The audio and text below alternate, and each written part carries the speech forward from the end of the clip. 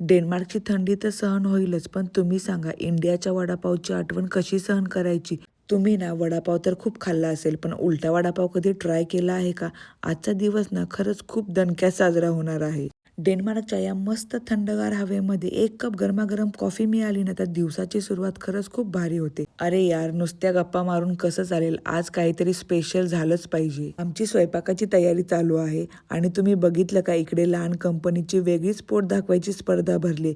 यांची मस्ती बघून आमचा अर्धा थकवा तर असा पळून जातो. तर चला आता वळूयात आपल्या मुख्य मेनूकडे. डेन्मार्कमध्ये राहून वडापावची आठवण तर येणारच, पण आज आम्ही नेहमीचा वडापाव नाही तर ट्रेंडिंग उलटा वडापाव ट्राय करतोय. आणि हो, आमच्या छोट्या मास्टर शेफनी ना कांदा कापायची जबाबदारी घेतली. किचनमध्ये काम करत असताना आमची छोटी गँग पण आम्हाला पूर्ण साथ देत असते. चला तर मग लवकर भाजी करून घेऊयात.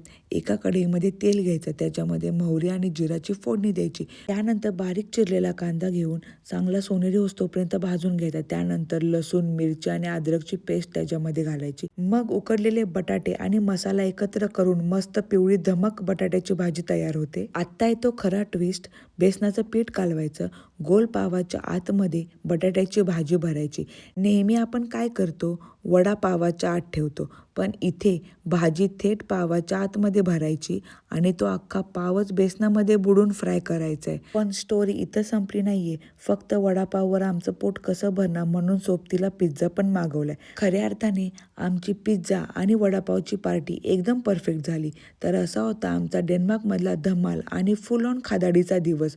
तुम्हाला आमचा हा छोटासा मिनी व्लॉग कसा वाटला कमेंट करून नक्की सांगा. भेटू नेक्स्ट व्लॉगमध्ये. तोपर्यंत बाय.